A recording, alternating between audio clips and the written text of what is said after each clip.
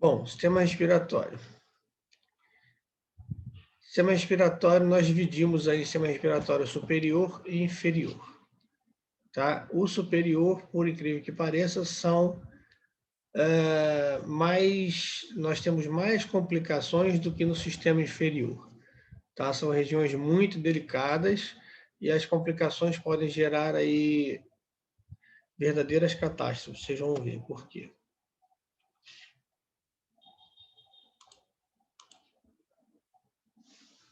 Bom, vamos ver algumas patologias do sistema respiratório superior.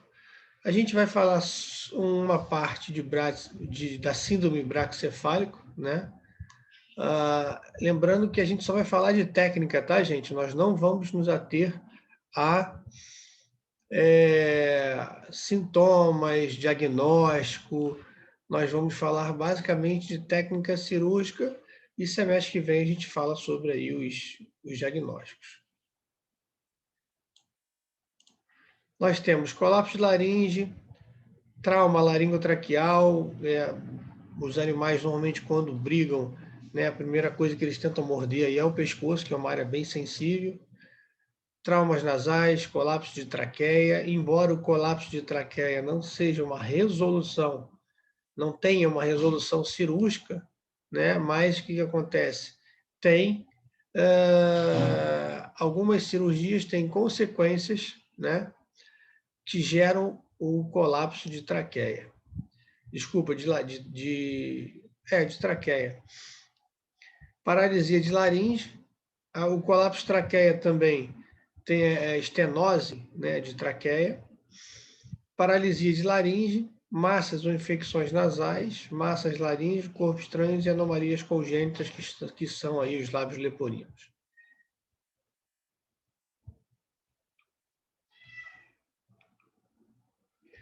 Então, a gente precisa ter algumas condutas, né, pré-operatórias. A gente vai ver a profilaxia da infecção, que é aquele antibiótico 30 minutos antes de cada sistema, né, de operado, tratamento clínico, se há algum tratamento clínico, planejamento cirúrgico e suas complicações. A conduta pré-operatória normalmente é definida como quando, em que momento vamos operar. Nós não podemos operar esses sistemas, com exceção do inferior, de emergência. Tá? A gente tem que tentar estabilizar primeiro o paciente.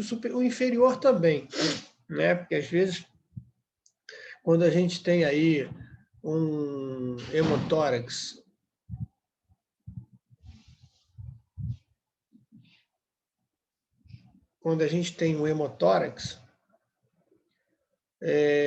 a gente primeiro tem que estabilizar, porque às vezes você não vai nem conseguir ventilar o paciente. Então, tem situações que a gente precisa, né, tentar estabilizar aí o paciente.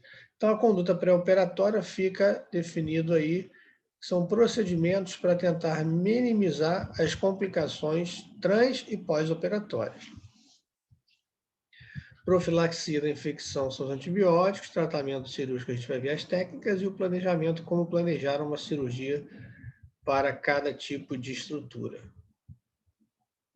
Bom, todos esses antibióticos, eles podem ser usados aí na profilaxia da infecção, tá? Porém, alguns não são usados, né? Porque, por exemplo, a doxiciclina não é usado, embora pegue bem o sistema respiratório, mas ele não é usado como profilaxia. Porque a doxiciclina, não sei se vocês sabem, dói bastante, é aplicado intramuscular e não vai fazer efeito aí 30 minutos antes da cirurgia, teria que fazer bem antes. Então, o que a gente normalmente usa são as ampicilinas, as amoxicilinas, normalmente um clavulonato, as cefazolinas e a rofloxacina é bem usado e a azitromicina. Normalmente esses dois aqui são usados para pós-operatórios. Tá? O resto pode ser usado por trans ou pré. A cefazolina e a cefalexina são os mais usados aí para as cirurgias de sistema respiratório. E a enro também. Importante nós classificarmos cada ferida, tá? E a gente vai ver aí a classificação de cada ferida. Isso vai depender da patologia que está associada, né? Mas basicamente a gente tem uma ferida limpa contaminada, né? a não ser que seja trauma, aí os traumas são contaminados, né? Ou se tiver pus sujo.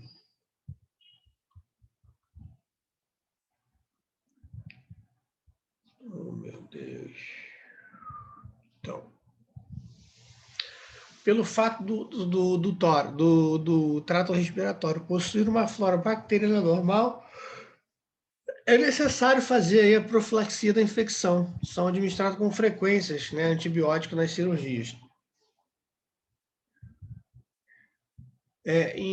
Porém, os animais com funções imunes normal, submetidos a pequenos procedimentos, por exemplo, na rinoplastia, ressecção de saco laríngeo, cordectomia, que a gente não pode fazer no Brasil, às vezes não necessitam desses fármacos, né? Porque são feridas limpas, né? O narina normalmente não tem aí nenhuma complicação que nos permita fazer antibiótico pré-operatório, você nem precisa usar às vezes. As bactérias mais comuns encontradas no trato respiratório, aí a gente tem Streptococcus, Escherichia coli, Pseudomonas, Klebsiella, Bordetella, são as mais comuns isoladas em cães. Então, é importante a gente saber isso para saber que tipo de antibiótico a gente vai usar para tratar, tá? E não ficar só na cola de que o professor deu aí a tabelinha e ficar só nisso. Por que, que a gente usa esses antibióticos? Porque são essas bactérias aqui encontradas e aqueles antibióticos pegam essas bactérias, tá? Tem ação sobre essas bactérias. Então, os exames específicos aí para pré-operatório, né, para a gente começar a fazer o planejamento cirúrgico, eu tenho os exames. Se for massa, citologia de massa, se for trauma ou neoplasia, a gente lança a mão aí de ultrassonografia, raio-x e TC, né? Por exemplo, prolongamento de pálpebra, a gente precisa fazer raio-x. Agora, se for massa, desculpa, se for massa, se o raio-x não demonstrar as delimitações daquela massa, a gente vai ter que fazer uma tomografia, tá?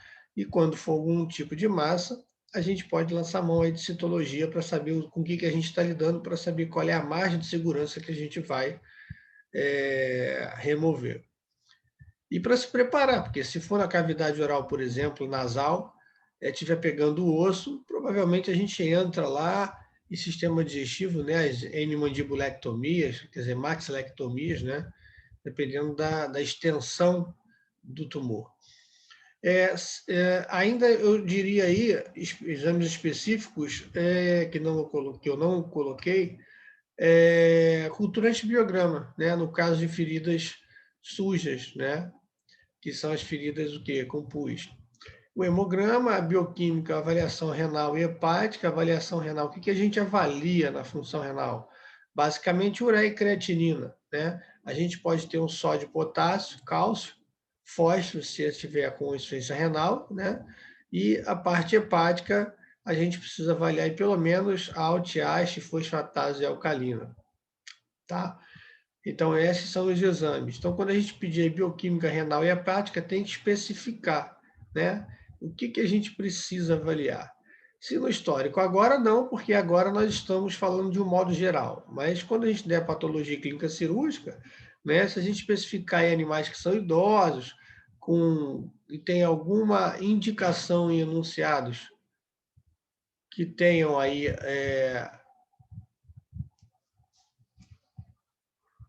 só um minutinho, gente, só um minutinho, porque... Vamos lá.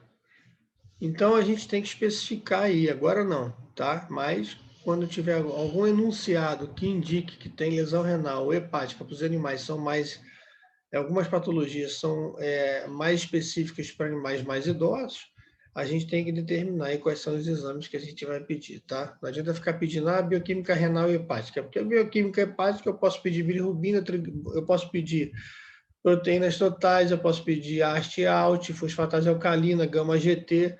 Então, tem uma série de bioquímicas que estão incluídas na função hepática. Então, a gente tem que determinar quais são, tá?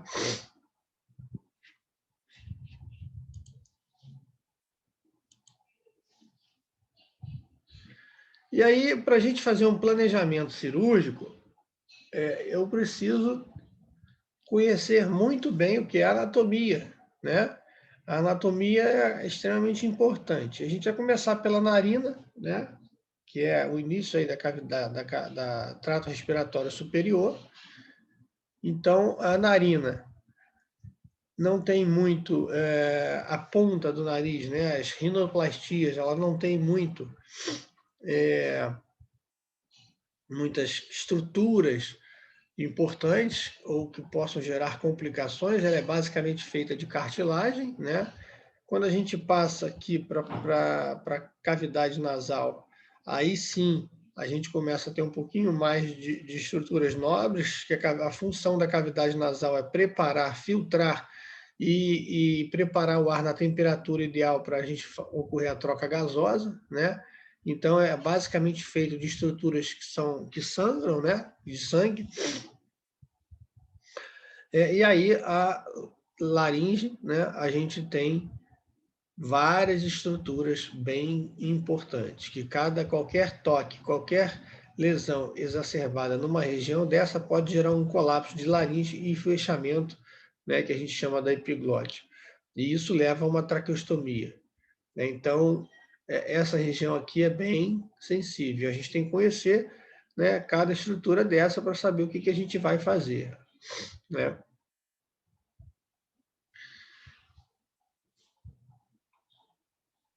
Bom, então vamos lá. Deixa eu voltar aqui. Então, de narina, tá? Deixa eu aumentar aqui para a gente. Eu passo direto porque a narina é tão pequenininha. Então, a gente tem poucas estruturas, né? São cartilagens, né? Cartilagem dorsal, tá? Cartilagem nasal ventrolateral, cartilagem acessória, tá? Então, porção da cartilagem nasal dorsal a ser removida, normalmente quando tem aqui, ó, aquela estenose de narina, né, das raças bulldogs, das raças bracocefálicas, é essa região aqui que a gente vai trabalhar, tá? O cuidado que tem que ter, né, com a cartilagem acessória, que forma como se fosse um ligamento, tem o ligamento dorsal aqui, a cartilagem ventrolateral, então a gente tem que ter só preocupação de não lesar outras estruturas e trabalhar somente naquela região que a gente vai fazer a remoção, tá? A gente vai ver isso com calma ali na frente.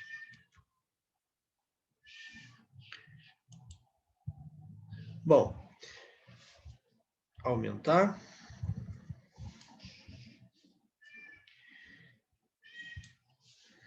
Já na cavidade, no seio nasal, né, a gente tem o septo, né? O septo nasal é divide as duas cavidades, né, as conchas, concha ventral, concha dorsal, né, as conchas etmoidais e o seio frontal. Tudo isso aqui basicamente é feito de sangue, né, de estruturas que sangram bastante. Então, e a gente tem, na verdade, 2 acessos cirúrgicos para poder trabalhar nessas regiões. As patologias mais comuns que acometem essa região ou é corpo estranho, que é mais raro, né? Ou é neoplasias, ou são neoplasias, tá? Então, eu tenho 2 tipos de acesso: o acesso dorsal e o acesso ventral, que é pela cavidade oral, tá?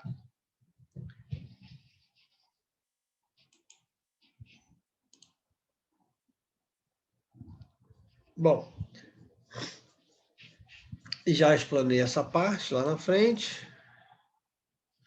Vamos agora para áreas. Essa área aqui, gente, onde a gente pode fazer laringectomia, a gente pode fazer para poder acessar aí. Deixa eu ver se tem aqui na frente, espera aí. Não, vamos voltar. Eversão de saco laríngeo, paralisia, hemiplegia de laringe, a gente vai falar lá na frente.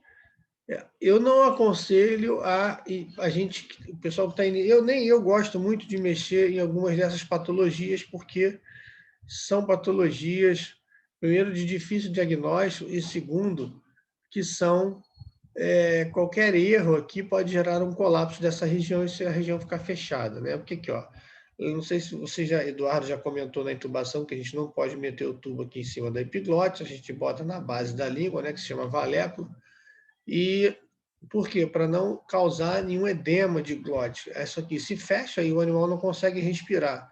Então, qualquer manipulação exagerada dessa região gera algumas complicações. Eu tenho o acesso oral e o acesso lateral, né? Que aí a gente tem que ver qual é a região que a gente vai operar e olha a junção de cada músculo desse aqui tem uma função. Então, se você fizer uma lesão ou não reconstruir esses músculos de forma adequada, essas estruturas não vão funcionar adequadamente e o animal pode broncoaspirar ou até mesmo ficar com incapacidade de fazer a regulação aí do fechamento e abertura da epiglote. Tá? Então, são áreas bem delicadas. Vamos aí falar de traumas e neoplasias, né? Das narinas. A patologia mais comum, o que é a intervenção que a gente realiza na narina é a rinoplastia, seja por traumas ou por neoplasias. Tá?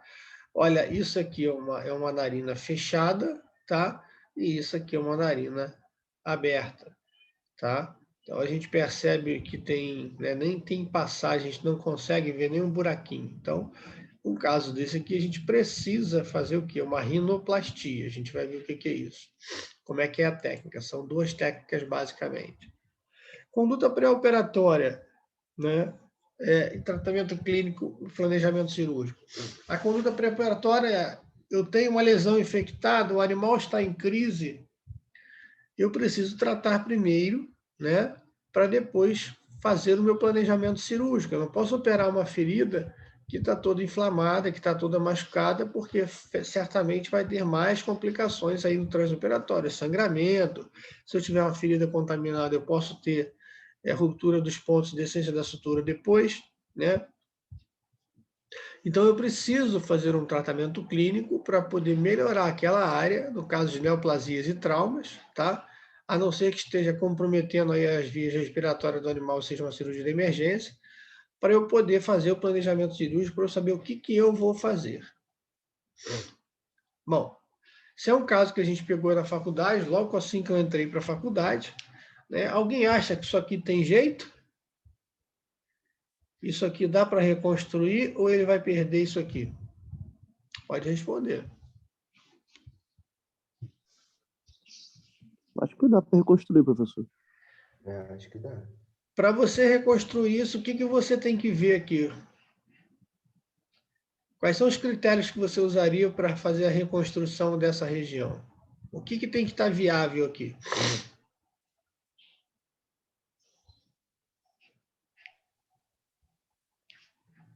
Tem que ver as características da ferida, né? Fazer a limpeza. Primeiro eu tenho que fazer algum tratamento para diminuir o grau de infecção, mas primeira coisa que você tem que ver, é se o pedaço que você vai enxertar, ele está vascularizado, né? Sim, sim. E como é que a gente vê isso?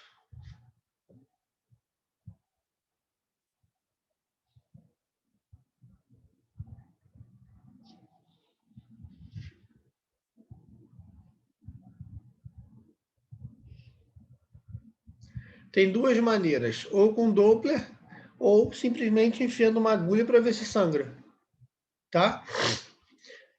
Aí está viável, eu preciso fazer um antibiótico nesse animal, tá? Para a gente poder diminuir esse grau de infecção. Ou, como aqui a gente pegou esse animalzinho num quadro de emergência, a gente preferiu, olha a carinha dele aqui, não aguenta nem como é que o animal desse come, né? Então, e essa lesão não foi de agora, né? Porque já não está sangrando, essa lesão já tem alguns dias, né? Ou algumas horas. Então, carinha dele de dor, né? Então a gente vai arriscar, vamos fazer e temos que usar técnicas que reduzam o grau de contaminação para as estruturas aí ficarem firmes, né? Porque uma das coisas que fazem a ruptura dos pontos é o quê? É a contaminação, tá? Aqui eu ainda até consigo ver um pouquinho de secreção purulenta descendo na fossa nasal dele. Então, a gente vai ter que fazer debridar toda essa área para tirar todo o tecido contaminado. Como é que a gente faz isso? Ó, aqui, ó, a gente já começou. Só para mostrar a foto, né? A gente furou, tá viável e vamos meter bronca. Não mexe, não faz nada enquanto o animal não estiver anestesiado. Então, a gente vai, ó, anestesiou o animal, está sob anestesia, aí sim eu começo, faz a tricotomia ampla, né? A gente começa a limpar todo o tecido contaminado e ficar tudo vermelhinho, tá vendo? Tem 2 tubos aqui. Esses 2 tubos vão servir como guia, né, para entrar nas fossas nasais para que o processo de cicatrização ele não feche a comunicação, tá? Então, limpou tudo, agora sim a gente vai fazer aí a reconstrução. Eu posso usar algum fio aqui dentro para poder aproximar essas bordas? Ou é melhor fazer um ponto que pegue toda essa região e eu possa retirar o ponto depois?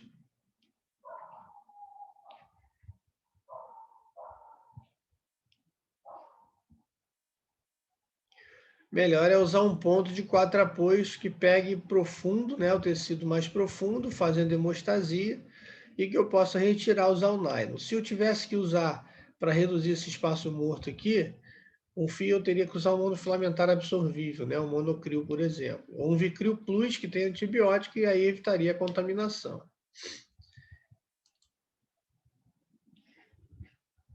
E aí o resultado final, ó, olha aqui, né? Eu usei uma sutura em 4 apoios, ó, Donat, tá? Sempre deixando um espaço aberto, por quê? Porque vai drenar a secreção. Se vai drenar a secreção entre os pontos, para não inchar e comprometer as fossas nasais, a gente tinha botado um tubo, olha aqui o tubo lateral para manter, só ficou um porque esse aqui já estava destruído, né? A cavidade nasal não tinha espaço, e aí ficaria para um segundo momento, tá? Assim como a parte de baixo aqui, essa parte de baixo teria que reconstruir depois, ficou bem tortinha. Mas aí a proprietária, o animal que ficou desse animal, hoje tem uns 40 quilos. Ficou ótimo, com todas as suas funções normais, o animal está sadio, está bem, e aí a proprietária optou em não mexer mais, porque aquilo ficou só uma parte estética, e o proprietário não quis submetê-la a mais um procedimento cirúrgico, se o animal convive bem com aquele defeito.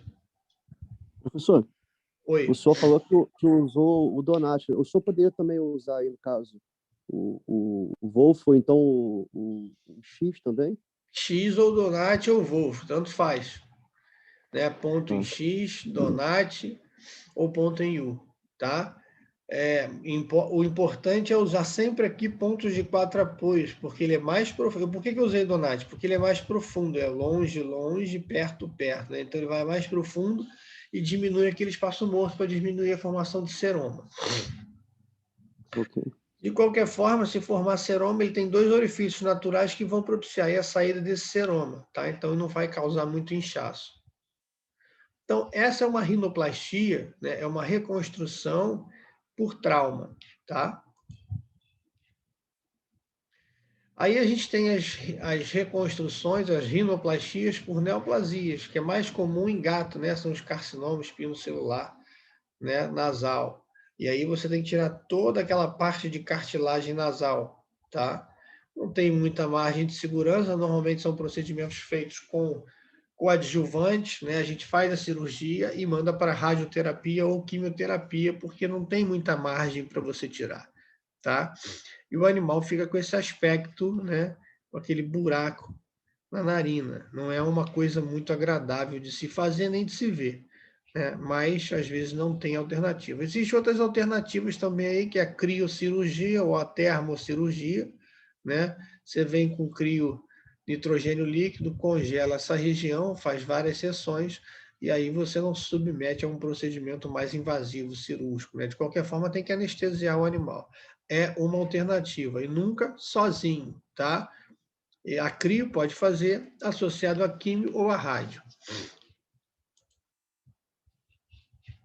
Vamos perder um pouquinho mais de tempo aí na síndrome braquiocefálica, que são aqueles animais que têm as narinas encurtadas, tá? Não vou falar muito de fisiopatogenia, senão não vai sobrar muita coisa para a gente falar semestre que vem, mas essas síndromes geram diversos distúrbios, tá? Geram até distúrbios de problemas dermatológicos por falta de oxigenação. Então, é uma síndrome que não tem só o problema de ficar aí com o animal roncando, né? Ou dispneico, ou com desmaio. Existe o animal está sempre mal oxigenado, né? Então, existem outras consequências que a gente vai ver aí no semestre que vem. As raças mais comumente acometidas, a síndrome de braquiocefálico, né? Nós temos aí Bulldog, né? O Bulldog inglês, Boxer pode ser acometido, o Boston Terrier, eu tenho aí o Lhasa Apso, o Pug, o Shih Tzu, piquinês que a gente não vê mais, o Shar-Pei, o Cavalier, mas o campeão, com certeza, aí, eu não sei, na verdade, se o campeão é o Bulldog francês ou se o Bulldog francês, mas certamente é o mais operado, tá? Agora, é porque ele é mais acometido? Eu se confesso que eu não sei, mas talvez seja porque é o animal mais comercializado hoje aí dentre essas raças, tá? Então virou uma febre aí de bulldoguinho, né? Todo mundo tem bulldog, e eu não sei te dizer se é porque ele está em maior quantidade ou se a patologia realmente acomete mais essa raça, tá? Mas na rotina da clínica, o que a gente mais vê fazer esse tipo de cirurgia, né, cirurgia braquicefálica, que seria o quê? Rinoplastia e estafilectomia, tá? Que é a redução do palato. Com certeza são os bulldogs, tá?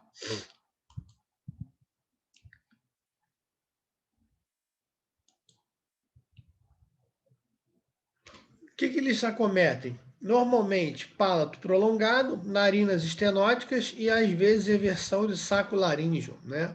Às vezes, aquela ronquidão que causa é que o animal está lá, ó, né? Fazendo esse barulho. Pode ser também o que? Eversão de saco laríngeo. Tanto ele forçar a respiração, pode ocorrer a eversão do saco laríngeo.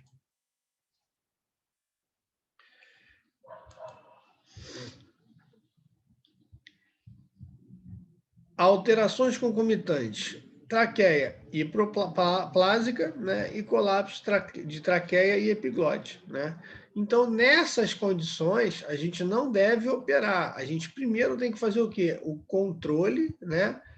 A gente tem que fazer a melhora do quadro clínico. Eu não posso operar um animal que chega na minha clínica com crise. A gente tem que fazer o tratamento por dois motivos. Um, porque a região vai estar extremamente edemaciada, vai ser muito mais difícil, vai sangrar mais, dependendo da técnica que a gente usa. Você já está gerando um trauma numa região que já está inflamada, então o pós-operatório vai ser bem mais complicado. Qual é o histórico desses animais, né? A ausculta da laringe ou da faringe que revela o ronco proeminente, né? Aquele estertor, né? Ronco mesmo. Às vezes você não consegue nem auscultar o pulmão, né? Alguns dos animais podem apresentar cianose quando ficam estressados, tá?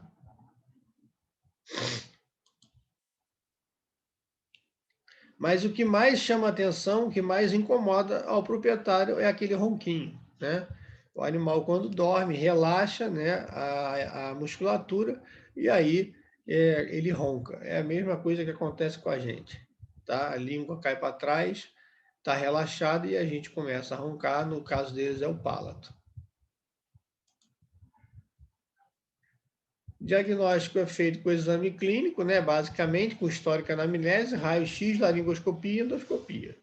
A endoscopia é útil porque algumas patologias, a gente pode fazer diagnóstico de algumas alterações em cavidade nasal, né? São lesões lá no étimo, são massas que dificultam também, não é a causa principal, mas a gente pode fazer a rinoplastia, a estafilectomia e o animal ainda respirar com alguma dificuldade, né? Porque ainda tem algumas outras patologias que não foram resolvidas e nós não tem como acessar essa área.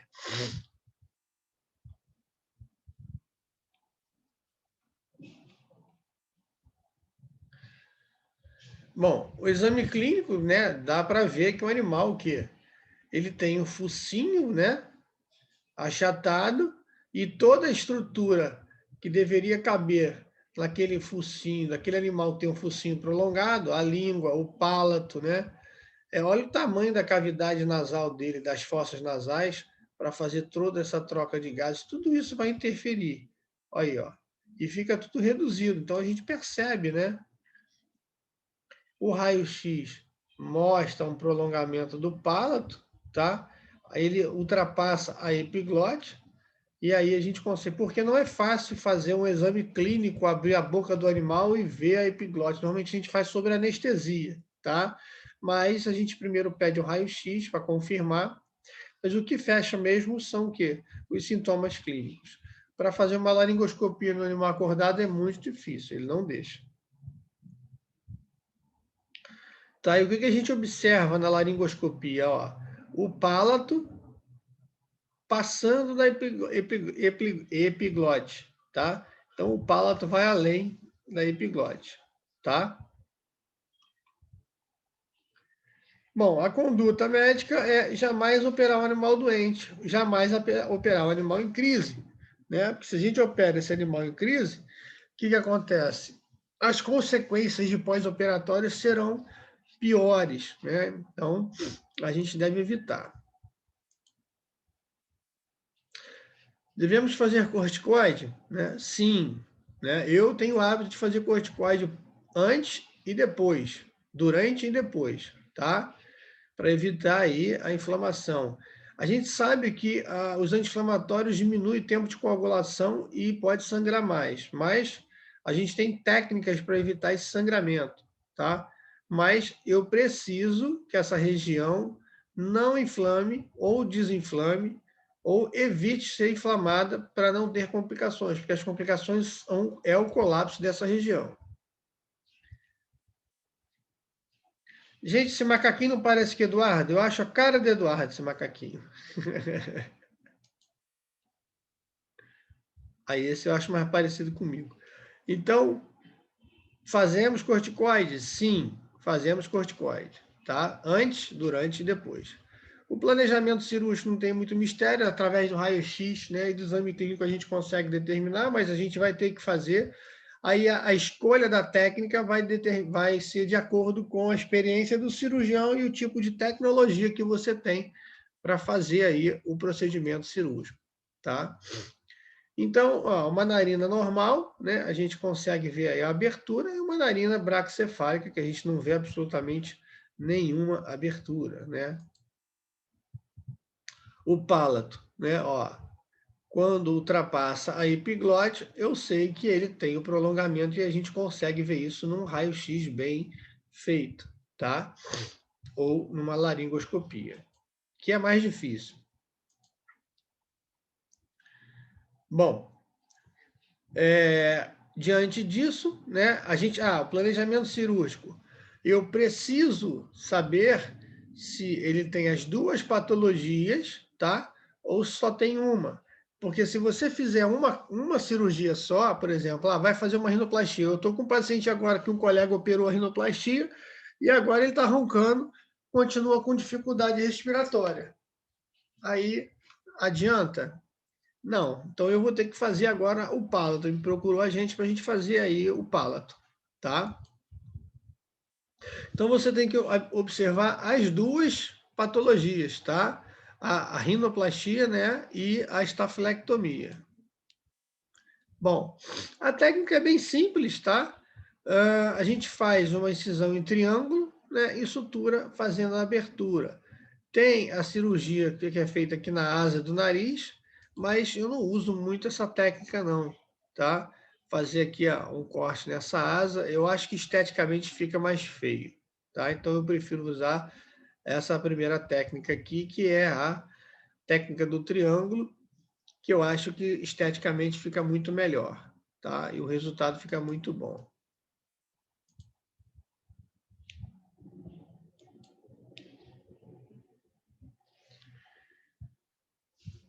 Ó, você marca, né? Mede os dois lados e aí faz a incisão com bisturi. Normalmente a gente faz com bisturi frio, tá, gente? Sutura. Com que tipo de fio a gente usa para suturar isso aí, gente? Não absorvível? Absorvível, tá? Porque para tirar ponto disso aí é o inferno. Então a gente usa aí com Ah, tá. fiozinho absorvível. Que para tirar ponto, cara, eles não deixam, não. Eles têm muita sensibilidade. É nariz, né, gente? É muito mais sensível.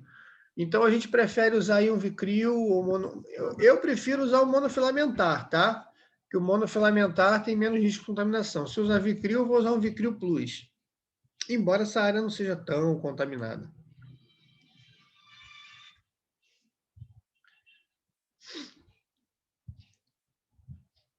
Esse é o aspecto, né, da asa e esse é o aspecto do triângulo, da técnica do triângulo. Vamos ver uma cirurgia.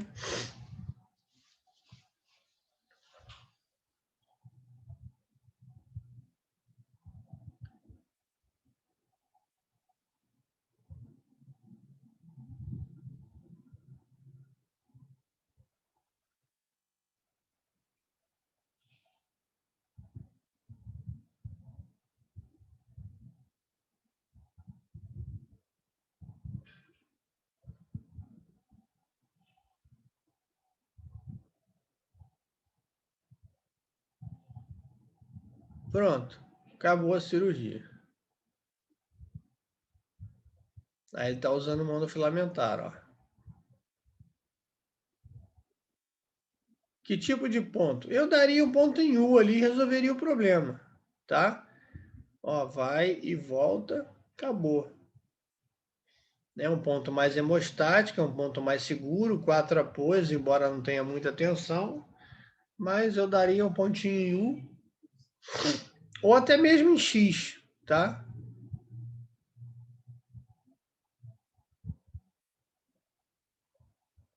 Foi o que ele fez aí, ó.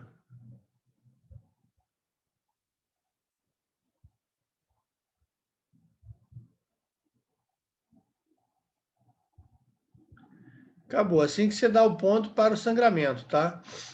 Eu usaria um fio 3 zeros, né? Pelo menos. Um fio mais fino, mais delicado.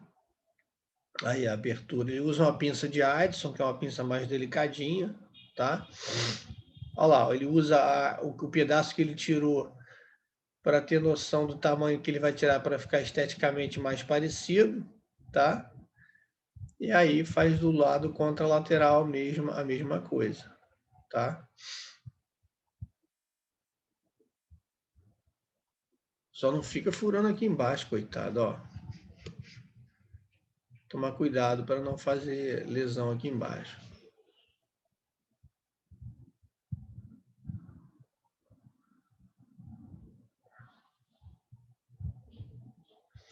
É uma lâmina pontuda, né? Tem que ser essa lâmina aí pontuda.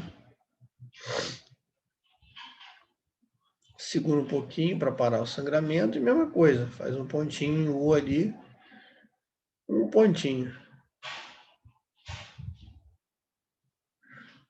Tem dificuldade? Essa cirurgia não tem dificuldade de fazer não, tá, gente? O palo é mais chatinho para fazer, aí pode ter mais complicações, mas essa aí, gente, ó, é tranquilinho de fazer e bota R$ 1.800 no bolso.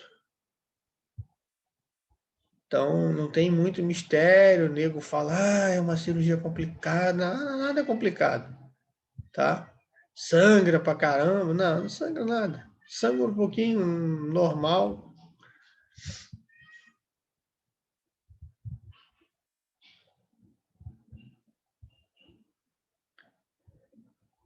Acabou a cirurgia.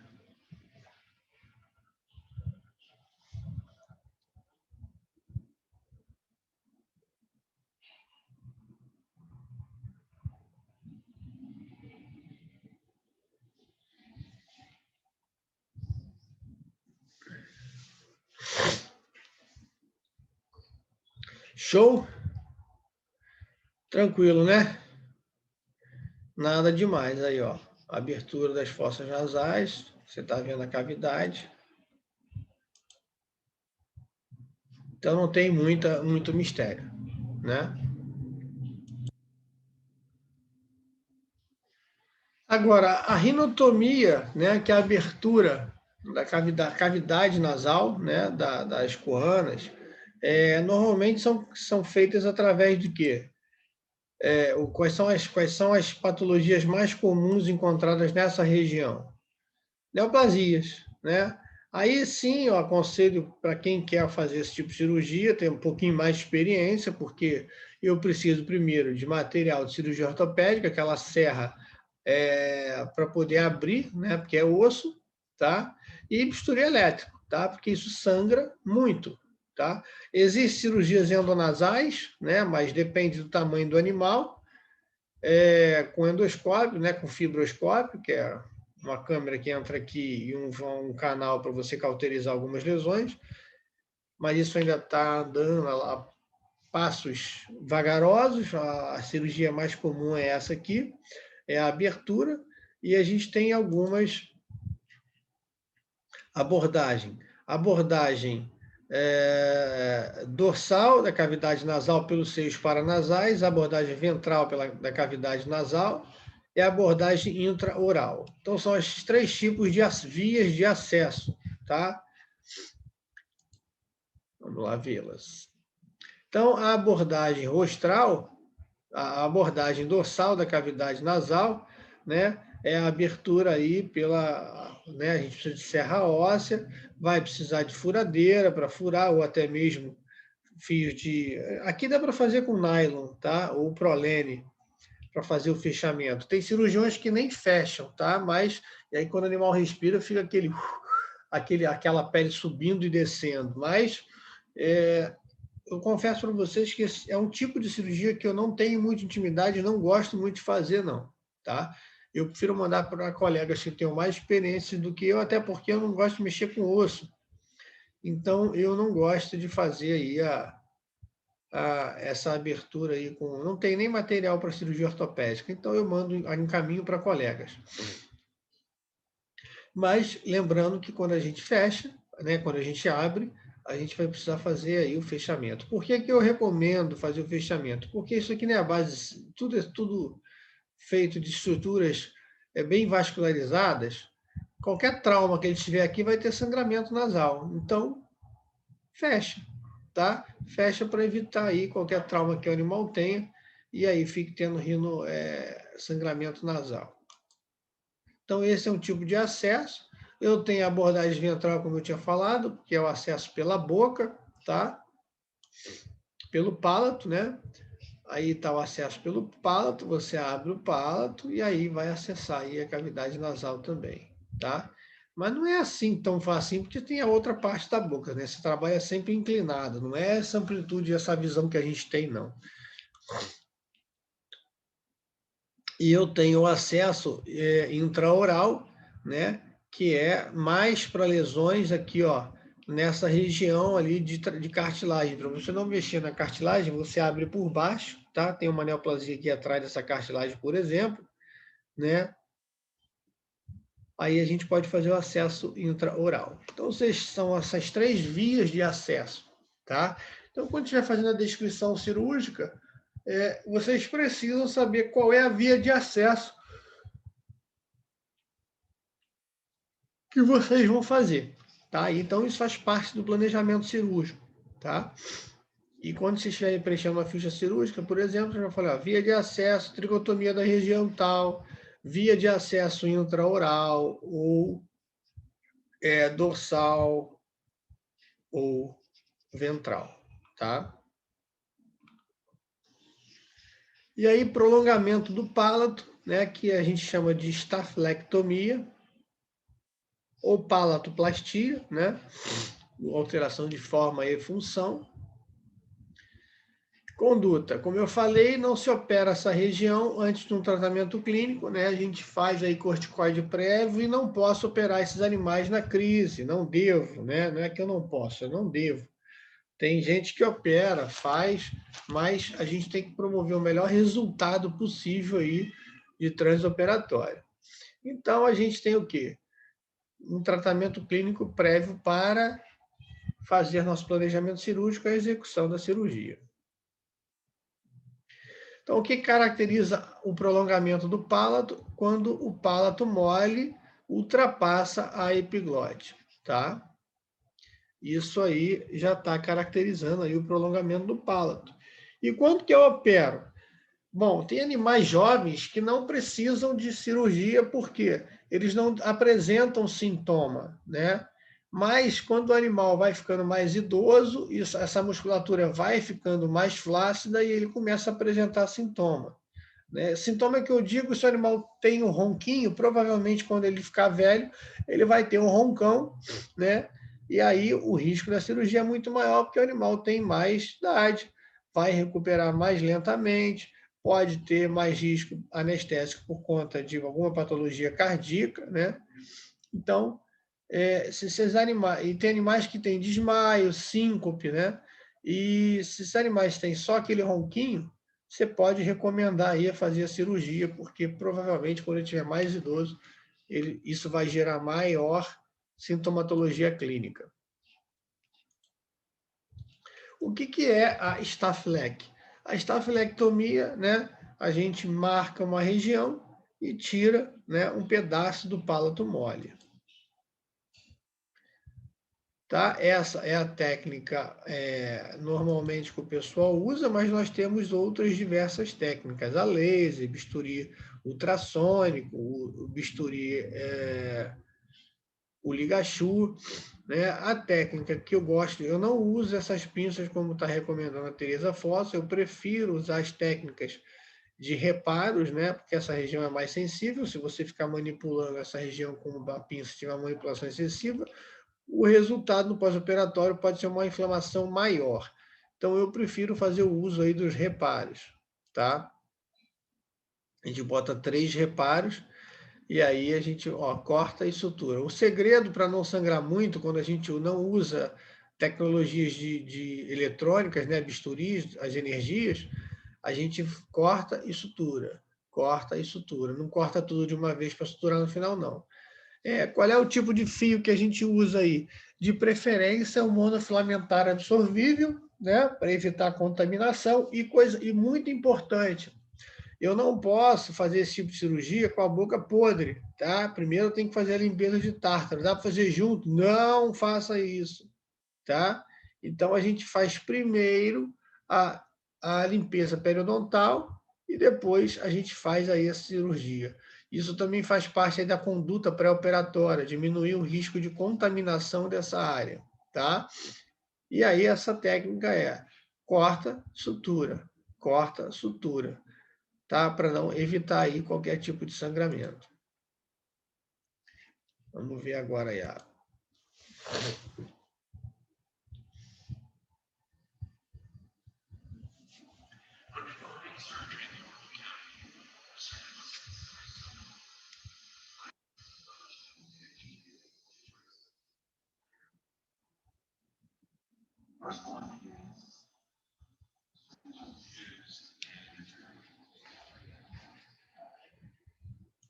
Bom, gente, tá vendo esse material aqui, ó? Isso é um afastador maleável, tá?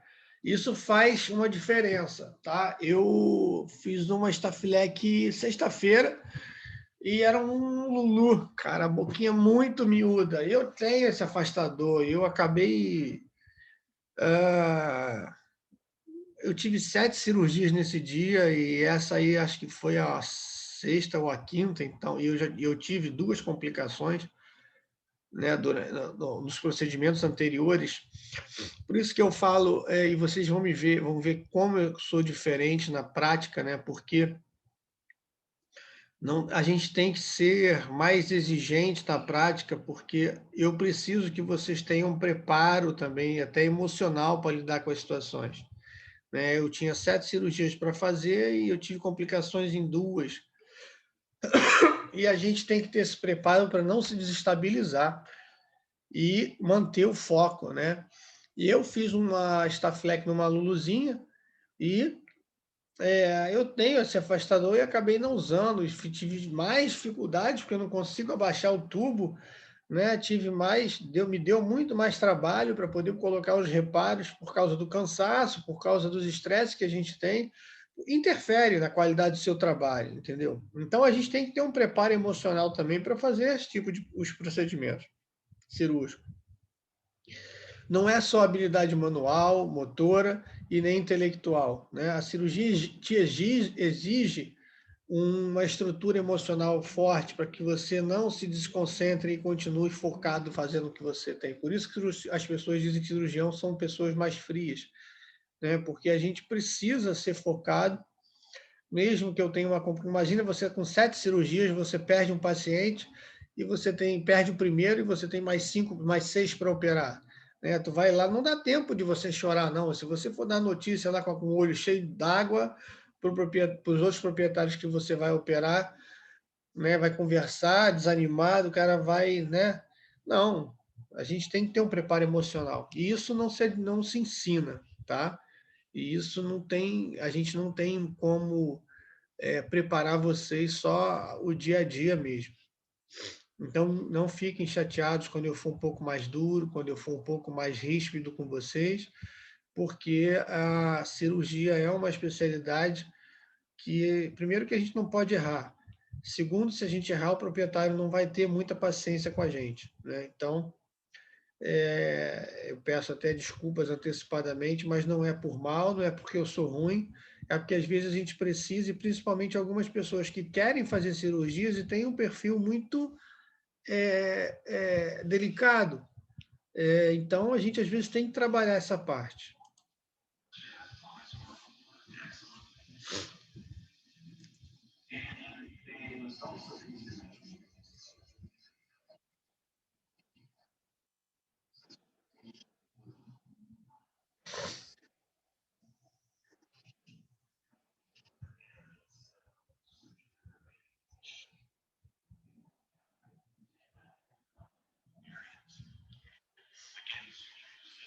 Você usa como base aqui, tá? As tonsilas, tá? A base da tonsila para você medir e vai cortando um pedacinho, ó. O animal tem que estar bem anestesiado, tá? Para não ter reflexo. Aí corta um pouquinho e vai suturando a mucosa inferior com a posterior, ela vai lá para trás, aí você pega e vai costurando. Não é fácil assim não, tá? Porque o espaço é muito pequeno. Quando é bulldog é um pouquinho mais tranquilo, mas eu acho que esse fio é um 2 zeros. Eu usaria até um fio aí 3 zeros ou 4 zeros, tá muito grosseiro esse fio. Então faz uma sutura contínua, tá? Olha a delicadeza do movimento que o cirurgião está fazendo, tá? Porque eu não posso manipular muito essa região, tá? Se você manipular muito essa região, ó, ele passa devagar o fio para não cortar e aí, ó, né? Acabou a cirurgia, tá? Ó, tá ali na altura do epiglote, então a gente vê que a cirurgia está bem feita. Eu costumo tirar um pouco menos, porque o processo de cicatrização retrai, né? Então, se você tirar demais, ele pode fazer falsa via. Então, a gente tem que ter essa preocupação. Essa é a técnica comum, tá? Agora eu vou mostrar a técnica com o bisturi, o ligachu, né?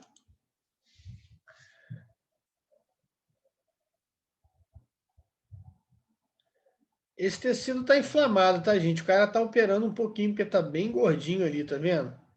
Aí ele nem usa reparo, só pega a ponta com a pinça de hélice e vai fazendo a remoção aí desse tecido. Olha como é que o tecido está bem gordinho, gente. Então, é bem... Eu não gosto de operar nessa fase, não.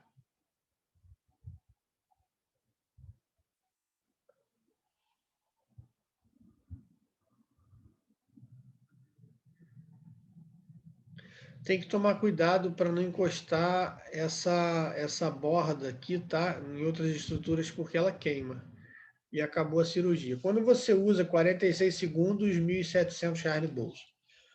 46 segundos, mas o aparelho custa aí 20 mil reais, que cada pinça custa 2, né? Então, não pode cobrar um procedimento desse baratinho. E não precisa suturar, tá? E 0 sangramento, tá? Então, isso aí é a resolução aí. Tranquilo, né? Bacana. Agora, eu vou mostrar o laser, tá? E ainda tem, que eu não tenho aqui, não botei na aula, é com o ligachu, com bisturi ultrassônico, que a gente tem também, eu só não tenho laser. O laser custa 60 mil e eu não vejo uma utilização assim muito mais, uma vantagem muito grande.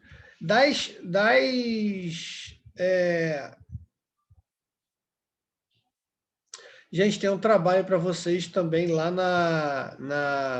no AVA, tá, gente? Tem um trabalhinho para fazer no AVA. Eu não vejo, em relação ao laser, uma diferença muito grande do ponto de vista de inflamação, tá? Eu acho que a melhor técnica para a gente aplicar seria a técnica do bisturi ultrassônico, tá? Porque a lesão térmica que ele causa é muito focal, é muito localizada, tá? Então, é mais vantajoso usar aí o laser, tá? O bisturi ultrassônico, tá? O bisturi, o ligachu, ele causa uma lesão maior, ele queima mais tecido, tá? E a técnica de bisturi frio causa uma lesão menor, mas ainda assim tem o fio que vai causar uma reação inflamatória maior. Então, a melhor técnica que a gente pode escolher seria a técnica do bisturi ultrassônico, tá? Que eu não tenho aqui essa técnica para mostrar para vocês. Avaliação e cuidados pós-operatórios, que é muito importante. Assim que acabou a cirurgia, eu coloco gelo naquela região para evitar a formação de edema e aí complicações aí no meu pós-operatório. A extubação desses animais ela tem que ser o mais tardia possível, tá? Você deixa o animal quietinho, silêncio absoluto na sala, que sempre o Eduardo pede, boca fechada, segura a boca dele. Quando ele estiver cuspindo o tubo, você vai extubar esse animal. Tá? Eita. Mas é isso que eu estou falando. Então, a extubação deles é o mais tardia possível, tá? Laringe. Saco laríngeo invertido, colapso de laringe e paralisia de laringe. Tem mais patologias, mas eu vou colocar as mais básicas, tá? Saco de laringe invertido, né? É um saco que fica entre as cordas vocais. Você chega aqui e corta. Corticoide, tratamento prévio, o máximo que vai ficar é dessa forma aqui, tá? E aí, como é que você faz isso assim com tubo? Vai ter que estubar, tá? Vai ter que manter o animal, vai ter que fazer a estubação, e você pega aqui e corta essa região, está resolvido, não precisa nem suturar, porque isso aqui, o sangramento é quase zero. Você vê as cordas vocais normais, né? Quando você faz uma intubação, quando tem uma proeminência nessa região, isso aí se chama eversão de saco laríngeo. É só cortar esse saco laríngeo, pode ser com uma tesoura de Metzenbauer. Se você tiver um ligachu ou tiver um bisturi ultrassônico com laser, pode passar aqui e tirar e resolver o problema. Colapso de laringe, eu coloquei aqui para vocês saberem que não é uma patologia que se resolve com cirurgia. A cirurgia para resolver isso é a traqueostomia, tá? Porque se fecha, né? E aí você não consegue nem entubar o animal. Então, o colapso de laringe não é uma cirurgia que a gente vai aqui e abra essa região com cirurgia, tá? É clínico. O tratamento do colapso de laringe quando o animal está sem respirar é a traqueostomia, tá? Existem 2 tipos de traqueostomia. A traqueostomia temporária e a traqueostomia permanente, tá? Para esse tipo de colapso de laringe, a gente vai fazer a permanente. Você vai abrir um anel traqueal, faz uma abertura e coloca uma cânula de traqueostomia. Se você não tiver uma cânula de traqueostomia, você pode colocar um tubo traqueal, tá? Um tubo de intubação. E a traqueostomia permanente, você vai abre a pele em formato de retângulo, né, lateral, faz uma abertura aqui em H e rebate a borda da cartilagem para prender a cartilagem aqui na pele, tá? Tipos de fio que vocês vão usar para suturar a cartilagem na pele é nylon. Tudo que usa na pele com alguma coisa é nylon, tá? Não tem muito mistério. Colapso de traqueia é uma patologia comum também em raças braquicefálicas e outras raças, as mais braquicefálicas. O campeão aí é o Poodle, né? Yorkshire também está disputando a liderança aí com os Poodles.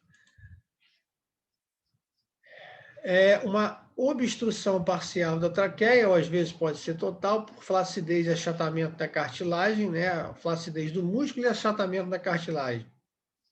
Algumas vezes o colapso de traqueia na estenose traqueal. Existem alguns trabalhos onde a gente tem um tratamento clínico e, às vezes, não precisa de cirurgia, tá? Então, às vezes eu tenho um tratamento clínico que se chama estenazolol, é um hormônio, o estanozolol é um hormônio aí que o pessoal usa para maromba, para fortalecer essa musculatura e acaba dando uma resistência maior aí para essa cartilagem não colabar. E tem tido um bom resultado, tá? Mas ainda eu tenho duas técnicas, né, para poder fazer aí esse tipo de resolver esse tipo de patologia. A causa do colapso traqueia desconhecida é provavelmente multifatorial, tá? Inclui fatores genéticos, fatores nutricionais, alérgicos, deficiência neurológica, doenças de pequenas vias aéreas, e tem vários fatores aí que podem estar associados ao colapso. Tem algumas raças que são mais predisponentes a ter, né? Yorkshire, Poodle, tá? São os campeões. Alguns Terrier, alguns Lulus da Pomerânia, Maltês e Chihuahua. Não tem predileção para raça, por sexo, tá? São igualmente acometidos. O que normalmente a gente observa, gente? Cães de meia idade ou idosos, tá? Porque as musculaturas vão ficando mais flácidas conforme a gente vai ficando velho, né, gente? Então, o que é o colapso traqueia? Qual é a conduta? Conduta pré-operatória. Tratamento clínico só se estiver associado a alterações pulmonares, tá? Ele fica tanto em esforço respiratório que ele acaba desenvolvendo um quadro de bronquite, né? Inflamação aí nos broncos. E às vezes você precisa tratar dessa inflamação para você tirar ele da crise e operar ele. Tá? Você não vai anestesiar o animal com comprometimento de bronquio. Então, ó, isso é uma traqueia normal, é um anel cartilaginoso com a parte muscular, um colapso moderado e um colapso grave, tá? Eu tenho duas técnicas basicamente, né? Colocação de prótese, uma intraluminal, tá? Uma intraluminal e uma extraluminal. A extraluminal tem os anéis e tem a prótese nitinol, que é a mais usada, tá? A prótese intraluminal é um balão, né, tipo de cateterismo, que a gente coloca lá dentro, né, e tira. A gente tira o envelope dele, ele abre e fica dando sustentação. A vantagem e desvantagem. A vantagem é, quer dizer, o animal melhora, mas ele ainda fica com os reflexos de tosse, né, porque ele não vai ter mais 5, mas o reflexo de tosse vai permanecer, porque isso é um corpo estranho que fica lá dentro, né? Eu nunca usei essa técnica, tá?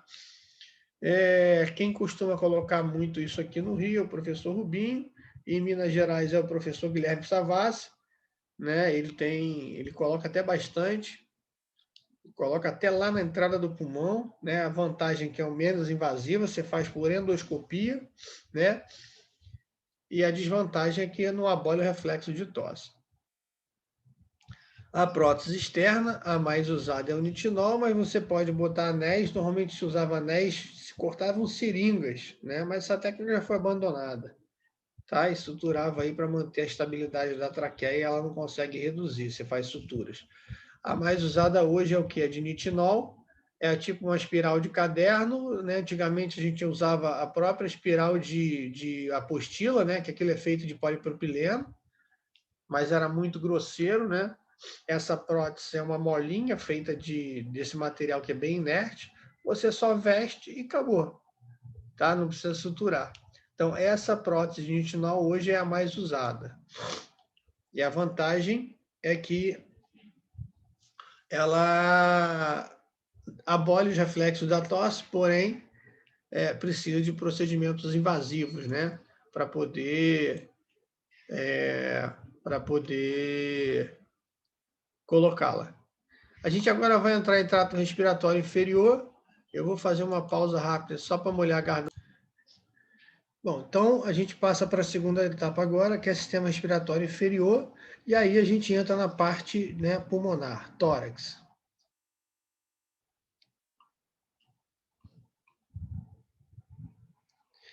O que a gente tem? Existem várias cirurgias, mas eu só vou falar, a gente está falando de respiratório, né, nós vamos falar das lobectomias, tá? Lobectomia pulmonar e animal de companhia. Bom, as lobectomias, né, por definição, o que? A remoção de um lóbulo pulmonar. Ectomia, né, ablação. Essa remoção ela pode ser total, né, ou parcial. Eu posso tirar um lobo inteiro ou eu posso tirar parte do lobo, tá? Quais são as indicações para fazer uma lobectomia pulmonar? Casos de afecções pulmonares que não respondam ao tratamento clínico, tá? Que não tem uma resolução clínica. Então, quando eu tenho uma patologia que a clínica não resolve, a gente vai para a tentativa cirúrgica, tá? Deixa eu ver se eu tenho a relação aqui dessas patologias.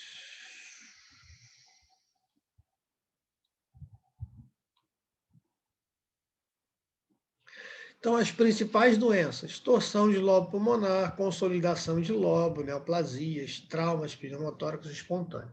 Então, essas são as principais patologias que acometem e que precisam de tratamento cirúrgico. Nenhuma dessas patologias, com exceção do pneumotórax espontâneo, dependendo da quantidade de que seja drenado, a gente pode esperar passar um dreno e ver se ela se resolve. Né? Dependendo da quantidade de ar que sai, a gente vai indicar a cirurgia ou não. Tá? Mas o resto, todas elas são patologias que precisam ser operadas. Conduta pré-operatória, sintomatologia clínica, a gente não vai ver. Profilaxia da infecção, a gente já falou, mesmo os antibióticos. Então, qual é a conduta pré-operatória que eu chamo a atenção para vocês? Bom, no caso de a gente ter uma emergência respiratória por trauma ou por pneumotórax ou por hemotórax, a primeira coisa é tentar estabilizar esse animal. Fornecer oxigênio, tentar melhorar o padrão ventilatório. Fornecer o oxigênio, melhorou? Ok, temos tempo para fazer um diagnóstico. Forneceu oxigênio, não melhorou, ainda tenho possibilidades de fazer alguma coisa para tentar melhorar essa condição clínica desse paciente. O que é essa coisa? Eu posso fazer uma punção torácica para saber se esse animal ausculta, né? E ver qual é o lado que está comprometido. Posso fazer uma punção torácica para drenar ou líquido ou ar, né? Para tentar melhorar o padrão ventilatório, para radiografar e saber aonde que está a lesão. Onde está a lesão. Eu preciso saber se essa lesão é bilateral ou unilateral. Então, é importante, antes de você chamar o cirurgião, fazer o diagnóstico de que lesão a gente está falando. É um pneumotórax? É um hemotórax? Tá? A gente precisa determinar, é bilateral? É unilateral? Para a gente saber qual é a via de acesso cirúrgico que a gente vai promover a cirurgia. Então, eu preciso saber o que está acontecendo para chamar o cirurgião. Não adianta você ficar desesperado e chamar logo o cirurgião. Tá? Você precisa, às vezes, num quadro de emergência, estabilizar. Tá? Por exemplo, se for um hemotórax e está comprimindo o pulmão, permitindo que o pulmão não se expanda, o anestesista não vai conseguir ventilar esse paciente. Então, ele vai oxigenar mal. Então, eu preciso ter uma estabilidade ventilatória para que eu possa submeter esse animal a uma cirurgia. Tá? Planejamento cirúrgico, né? Então, o tratamento clínico é esse. Nunca boto acento. O tratamento clínico é a estabilização desse paciente, tá? O planejamento cirúrgico, a gente consegue fazer um planejamento com raio-x ou tomografia, tá? Quando é massa, normalmente eu peço tomografia, porque eu preciso delimitar quais são as estruturas que estão envolvidas naquela neoplasia, né? Se está no hilo, se não está no hilo, se tem vasos passando perto, quantos por cento de comprometimento tem naquele lobo. E aí o raio-x só me diz que tem uma massa no lugar X, né? E não me dá detalhes.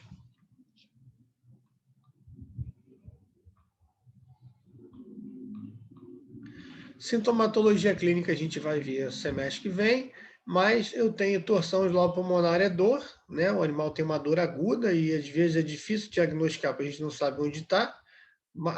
A gente tem um péssimo hábito de, quando examinar o animal, não fazer a escuta respiratória, a gente vai direto para o problema que o proprietário está se referindo. A consolidação de lobo pulmonar, que é o quê? A alteração tardia da torção de lóbulo pulmonar. Neoplasias, som maciço, né? Às vezes tem tosse, às vezes tem espirro com sangue. Traumas, aí depende do tipo de trauma, se perfura o tórax não vai expandir, não vai ventilar bem. Pneumotórax espontâneo, dificuldade respiratória.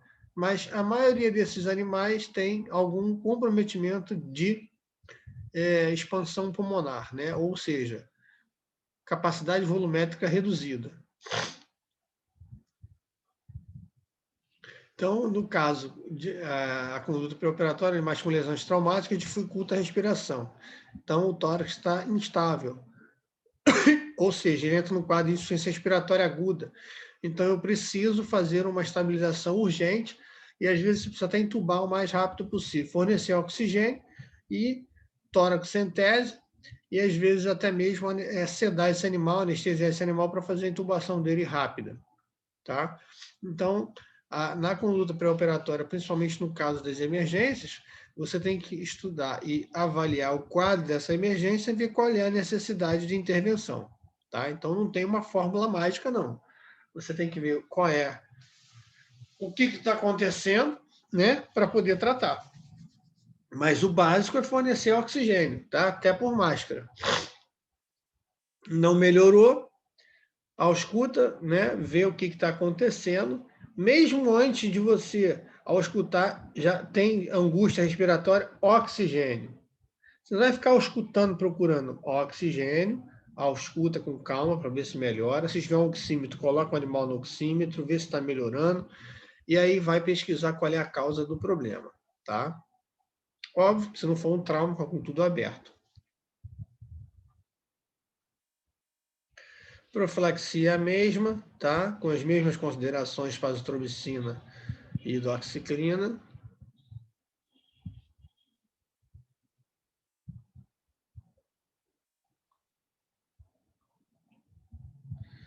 Tratamento clínico, aí vai depender de qual a alteração que a gente encontra, né? Torção de lobo pulmonar normalmente é analgésico, porque dói. Consolidação pulmonar não tem muito o que fazer, neoplasias só se tiver diminuição da capacidade de ventilação, e aí também não tem muito o que fazer.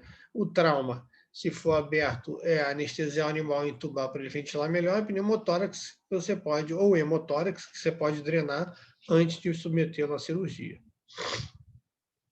Exames, massa pode fazer citologia, imagem, raio-x e TC. Ultrassonografia tem que ter alguém com experiência para fazer ultrassonografia de pulmão. Hemograma, bioquímica, a mesma coisa, tá? Mas o exame padrão ouro é a tomografia para diagnóstico, principalmente de neoplasias, tá? Com a tomografia, eu consigo determinar qual é a localização, quais são os comprometimentos da região, tá? E aqui, ó, aqui é o coração e aqui é a neoplasia. O que é importante? Para saber qual é o espaço que você vai entrar para operar, tá? Então, eu preconizo a gente fazer a mini toractomia, a toractomia no espaço exatamente onde está a lesão, para minimizar aí, trazer a lesão aqui para fora e fazer a resolução daquela lesão, tá? Então, o exame que a gente tem melhor visualização aí dessas estruturas é a tomografia. Então, como eu te disse, ó, conduta pré-operatória, estabilização, né? Num caso de emergência, vamos lá, nós vamos dividir aí a conduta pré-operatória em dois tipos. Vou voltar aqui. A conduta pré-operatória é da cirurgia programada, tá?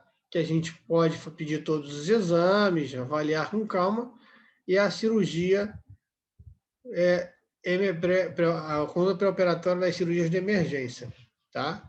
Então, ó, primeira coisa é fornecer oxigênio para o animal. Está em angústia respiratória, fornece oxigênio, estabiliza primeiro e vamos fazer o diagnóstico, exames pré-operatórios, tá?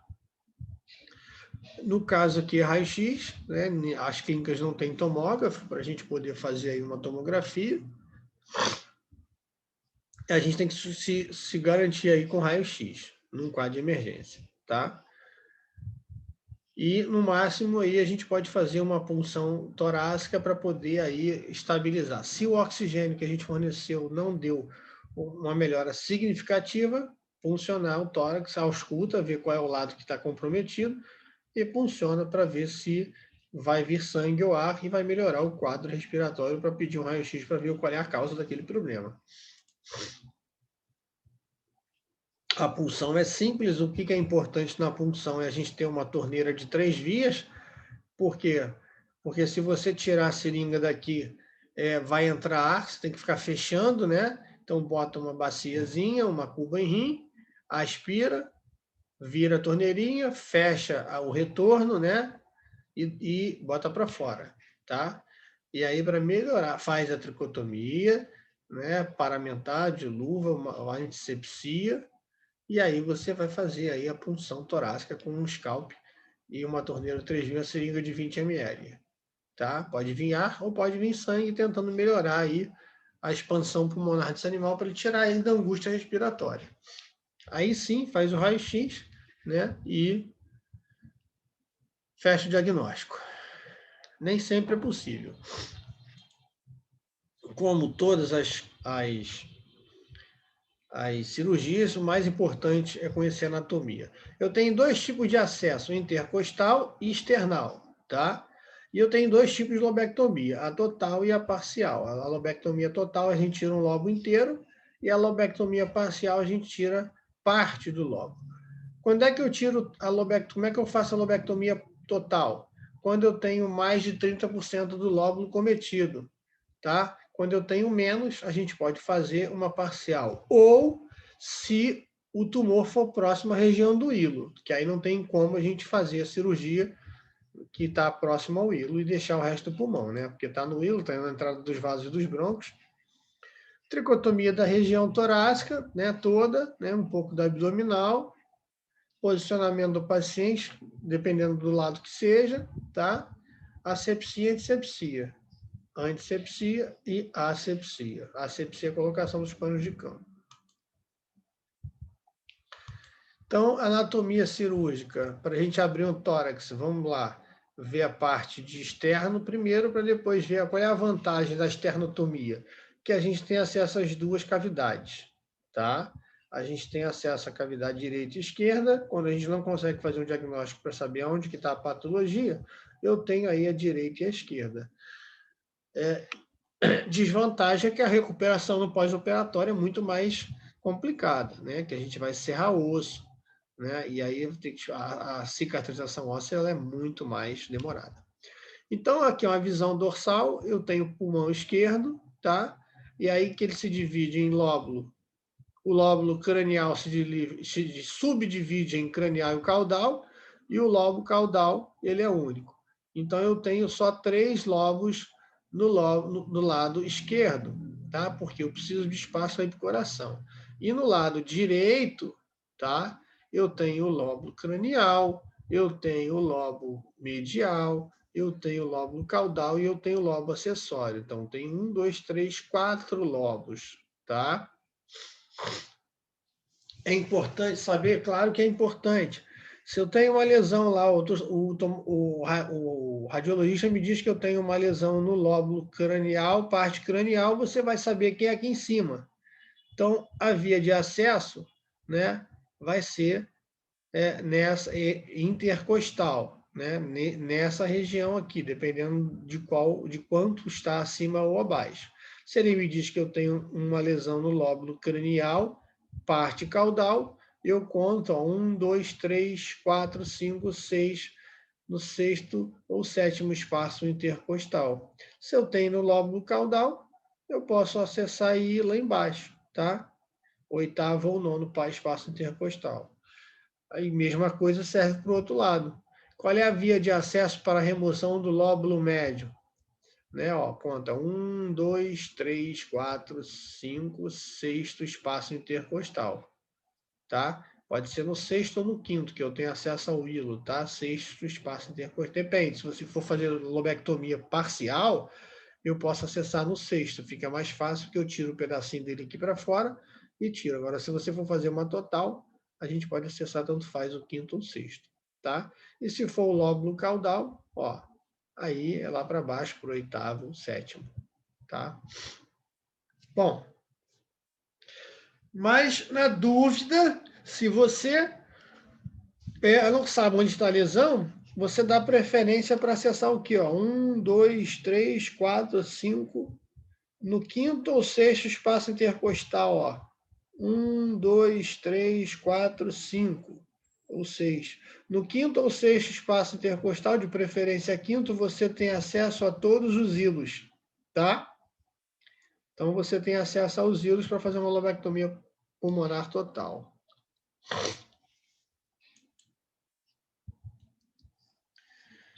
A anatomia cirúrgica, né?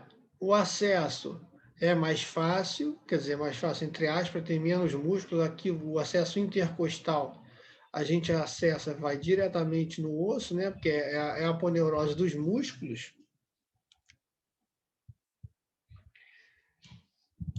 E aí você tem aqui, né? O principal músculo é o peitoral profundo, parte, aí dependendo da área, né? É o peitoral profundo, parte abdominal, tá? Você acessa a aponeurose, não vai precisar abrir músculo nenhum.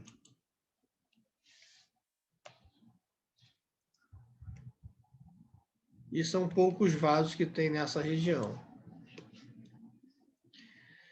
O que é importante vocês saberem? É importante vocês saberem que no acesso intercostal, eu tenho os vasos passando, no acesso external, eu tenho os vasos passando de cada lado, tá? Do externo. Ó, cadê aqui? Ó, cadê aqui? Ó? Torácica interna, ramos profundos, tá? E isso aqui não pode pegar esses vasos que sangra bastante. Então, a gente tem que fazer o corte com serra óssea aqui no meio. E outra particularidade é que eu tenho que deixar pelo menos 3 esternébras, tá? Para manter a viabilidade do tórax.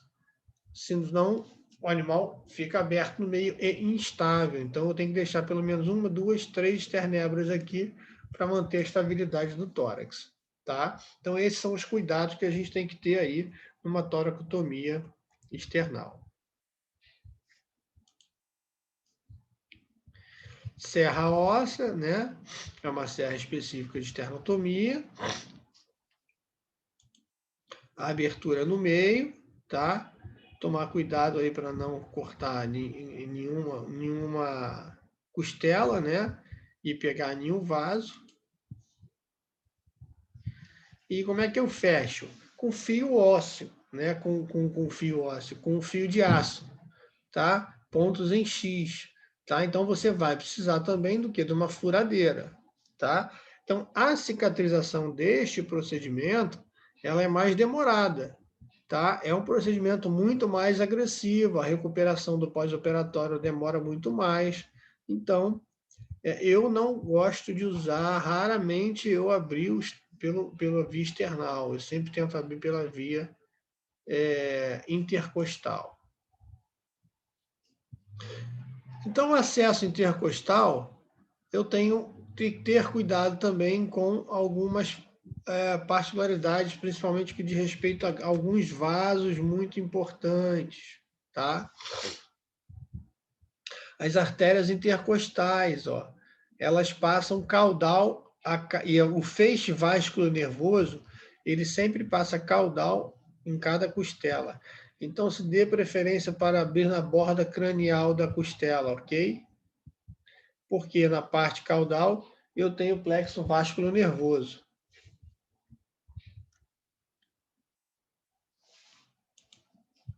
Eita.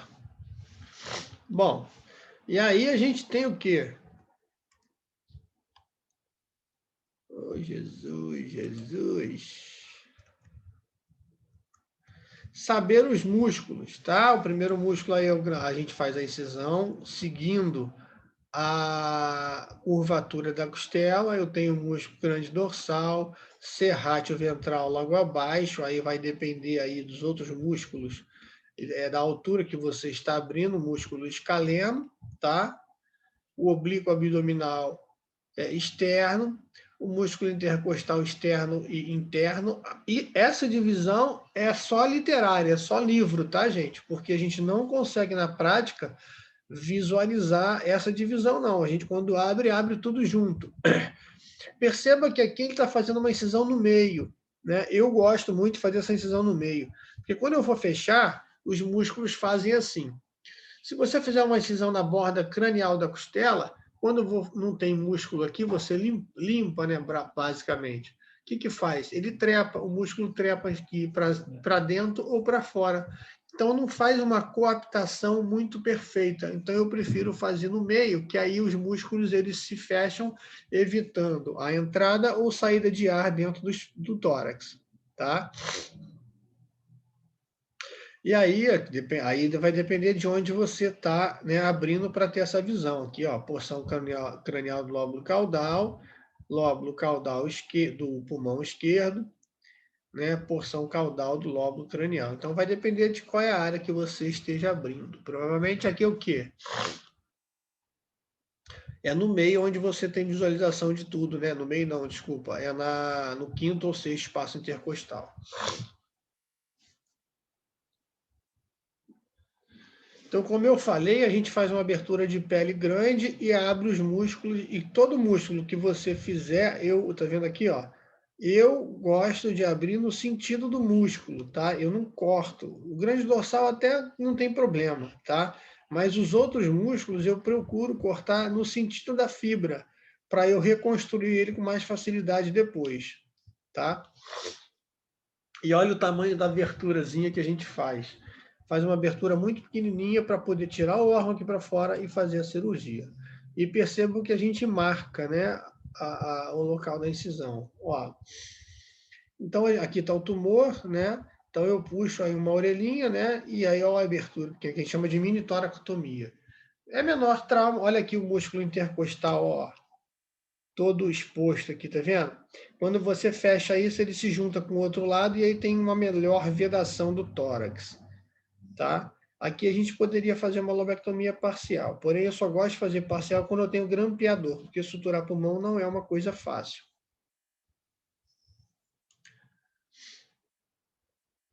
Aqui uma consolidação de lóbulo pulmonar, tá? E olha que eu evito usar afastadores aqui, o afastador propicia a luxação da costela, então eu não luxo a costela, que causa mais dor no pós-operatório, tá? Então eu abri no quinto espaço intercostal para poder ter acesso, embora seja o lóbulo cranial, eu tenho acesso ao hilo, tá? A gente normalmente utiliza um foco de cabeça para poder colocar aí porque a gente não consegue enxergar muito bem lá dentro, né? Então, facilita a nossa vida. E para fechar, aí tem alguns macetes, né? Para a gente fechar. Eu fecho igual hérnia. Como assim, professor? Você vai dar vários pontos e deixar esses pontos reparados. Porque se você fechar e for amarrando, quando você passar o fio, você não sabe se tem pulmão embaixo ou coração. Então, você tem que fechar com a visualização da abertura. E o cuidado também com os vasos caudais. Então, não pega muito próximo à costela, a parte caudal da costela. Caudal da incisão. Senão, você vai furar algum vaso. Então, pega mais no meio, tá? Então, passa um fio aqui, sai aqui, entra lá na parte cranial da costela. Deixa reparado e depois você vem amarrando. Até 15 quilos, você consegue suturar aí com Vicryl 0. Acima de 15 quilos, você tem que usar fio de nylon, ou Vicryl 1 ou Vicryl 2, tá? Que é um fio grossão. Desculpa, Vicryl não. Eu gosto de fechar com Prolene, tá? Porque isso aqui é músculo, o músculo não regenera, ele cicatriza, tecido de cicatrização, ele fica até 80% da sua força de tensão. Para não gerar uma hérnia, eu prefiro fechar com fio não absorvível monofilamentar. Ok? Então, aí os tipos de lobectomia. Total e parcial. Total, você vai lá, isso é muito bonito em livro, né? E separar todas as estruturas bonitinhas, mas na prática isso é muito difícil, eu nunca consegui fazer isso. Quando eu tento fazer isso, invariavelmente a gente acaba lesando as estruturas em volta, porque tem uma série de tecidos que a gente tem que dissecar até ficar nesse formato. O que é importante? Fazer sempre ligaduras duplas, ó. Tá? Aqui ele ligou duplo e ligou a parte que vai sair também, corta no meio, tá? Isso aqui eu nunca fiz na minha vida, porque bronco é mais durinho, né? Fazer uma sutura em U, né? E depois um chuleio, mas é tão pequeno que eu nunca fiz isso na minha vida. Para fazer uma lobectomia parcial, você delimita aí a sua área de tumor, né? Com uma margem de segurança. Pode dar pontos em U, né? Intercalados, né? Ou fazer uma sutura contínua, tá? Intercalada. Depois que você der o ponto em U, você pode fazer também uma sutura contínua no coto do pulmão, tá? Lembrando que é uma sutura que você não pode errar. Enfio a agulha, vai até o final. E aí, com que tipo de fio?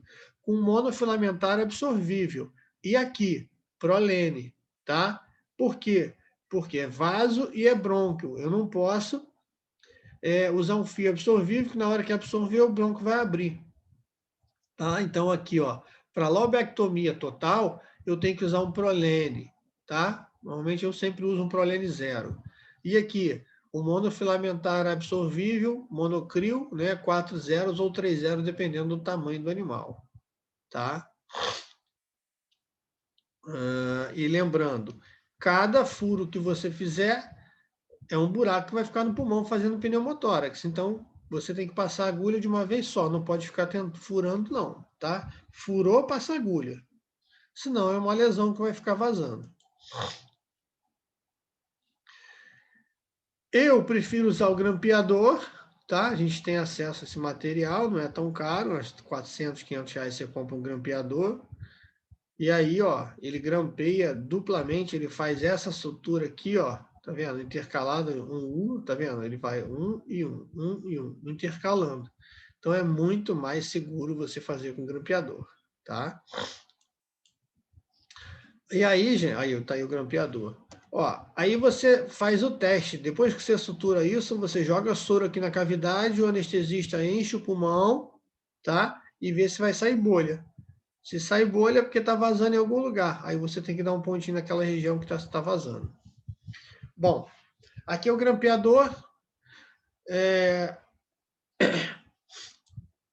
Como é que usa o grampeador? Ó, esse é um tumor de pulmão, né? A gente, ó, pega um pedaço. Aqui eu cortei. Já está grampeado. Você deixa aí uns 3 minutos, tá? E aí corta, e acabou a cirurgia. Olha aí. É uma cirurgia muito rápida, tá, gente? É uma cirurgia muito limpa, muito segura, muito mais segura. Eu dificilmente faço sutura manual de pulmão, porque realmente é muito mais difícil. Eu prefiro trabalhar aí com grampeador, e as complicações de uma decência de sutura dessa ruptura dos pontos, e o animal acaba indo a óbito porque ele rompe, vai entrando no brônquio, na traqueia, enche o outro lado e você não consegue ventilar o animal e não consegue abrir a tempo de salvar o animal. Então, por isso que eu não prefiro. Bom, eu preciso colocar um dreno. Tem dois tipos de dreno. O dreno sanfonado, que é esse aqui, e o dreno selo d'água. O dreno selo d'água, você bota a soro até aqui, a metade do dreno. Toda vez que ele respirar, essa coluna vai até o fundo, sai bolhas e, por ter água, não deixa entrar ar de novo.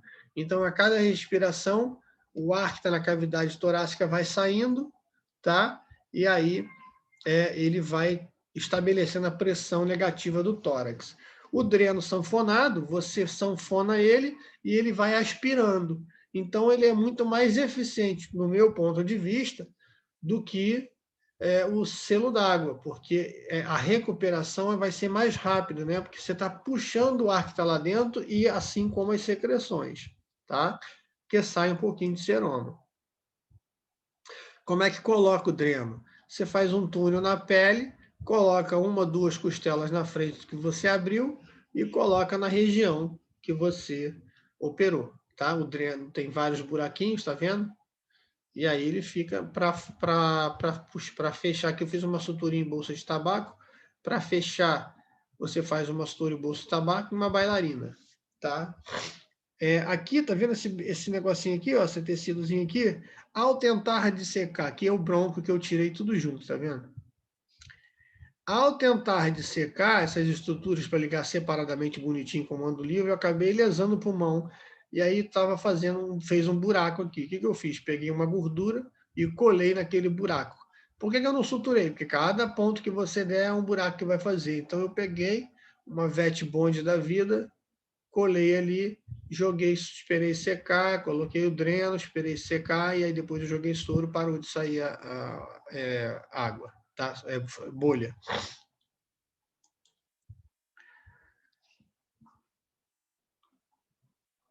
Entenderam a colocação do dreno? Túnel subcutâneo, coloca duas costelas à frente ou uma à frente do que você operou, coloca ali, e para tirar o dreno é só puxar, tá? Mantém o dedo apertado aqui nessa região e puxa. Quanto tempo, professor? 24, 48 horas, vai depender da quantidade de líquido ou ar que está saindo, tá?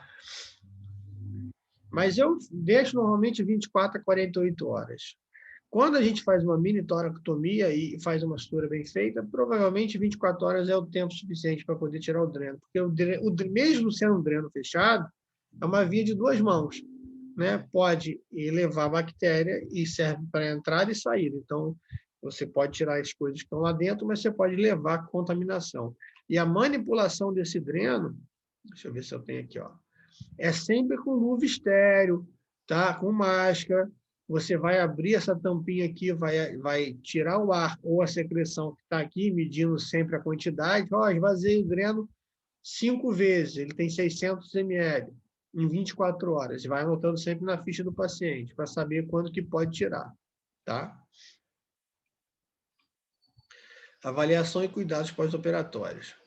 Então, ó, esse é um animal com pós-operatório imediato. A gente prende aqui, né? Às vezes, quando o animal é maior, eu prendo até o dreno embaixo da roupinha, que é para ele poder se locomover melhor, tá? E ele tem essa válvula aqui, ó. Quando você abrir o dreno, fecha a válvula para não entrar, né? Para não entrar ar de novo, esvazia. E tá vendo que ele tá com um V-trap por baixo? Ele tá com uma bandagem, bota um V-trap para dar uma apertadinha e ele se sentir mais seguro, tá? E aí é muito mais eficiente a linguinha, ó, da morfina. Tá com morfina, né? Claro. Pós-operatório de toracotomia tem que usar morfina. Mas o animal tá ótimo, né? E aí, imediato, acabou a cirurgia, a gente estava arrumando as coisas, ele estava levantando. Então, assim, tudo depende do quê? Da via de acesso que você escolhe. Lembra que a via de acesso a gente tem que escolher que seja o melhor para o animal, que é o melhor resultado. Né? A gente tem que escolher, não que seja mais confortável, mas sim o melhor, o causar o mais benefício possível para o animal. Complicações. Bom, uma das complicações que levam à morte é o que eu falei, ruptura da sutura, né? É a ruptura da sutura, e aí ele vai enchendo para dentro do brônquio, acaba comprometendo aí todos a traqueia e o animal não consegue ventilar, e às vezes não dá tempo de fazer aí uma intervenção para recuperar esse animal. Outras complicações, migração do dreno, deixa eu voltar aqui. Se o animal se movimentar muito, esse dreno aqui, ó, pode migrar, tá vendo que ele é cheio de bolinha? Pode migrar, pode puxar, né? E aí você vai fazer enfisema subcutâneo, tá? E aí é só reposicionar o dreno, é só empurrar ele um pouquinho. Lógico, você tem que colocar antisséptico aqui e empurrar ele um pouquinho, tá? Isso é a complicação mais comum que tem nas internações, porque o pessoal fica com 20, 30 animais na internação e aí não olha, né? E aí acaba fazendo enfisema subcutâneo. É só empurrar um pouco o dreno, tá? Quanto mais sedadinho o animal, mais quietinho o animal ficar, melhor a recuperação. Então, seda com morfina, né? Eu gosto muito da morfina, né? Faço uma dose mais alta. Se precisar, a gente faz um pouquinho de morfina aí com a Cepram para ele ficar bem quietinho, mas uma dose bem baixinha, para ele ficar quietinho, para ele não ficar se movimentando muito, porque senão ele acaba migrando o dreno.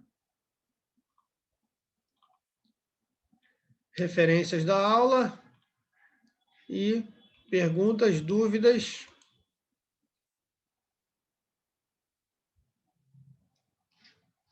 Tranquilo? Beleza? Show de bola. Deixa eu dar um print aqui na tela para ver os alunos que estão aqui. Onde está o pessoal? Tem 22 alunos, a turma é bem maior. O que está vendo? O pessoal está tendo alguma atividade aí? Tem algumas pessoas que me mandaram mensagem para que estão no congresso online. Bom, qualquer coisa, eu estou à disposição de vocês. Eu vou botar agora um Google Forms lá para mandar o resumo, tá, pessoal? E assim que terminar a conversão do arquivo, eu jogo lá no Ava, se vocês tiverem alguma dúvida aí na elaboração do resumo de vocês. Evitem cola e copia. Evitem na internet tirar coisas da internet achando que eu não vou ler. Eu nem comento porque a gente está passando o que a gente está passando para mostrar que os meios de comunicação que a gente tinha à disposição não é para ficar brigando um com o outro na internet, não é para ficar lá clicando, se aparecendo. A gente não usava esse meio de comunicação, né?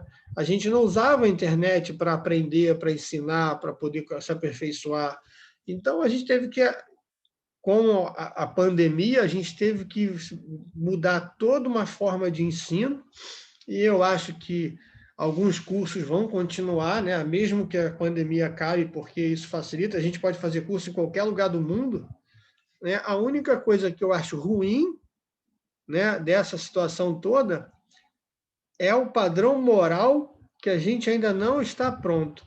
A gente, para fazer prova, abre aula, a gente consulta o amigo, a gente, para fazer as coisas, a gente ainda está atrasado. Então, não faz resumo.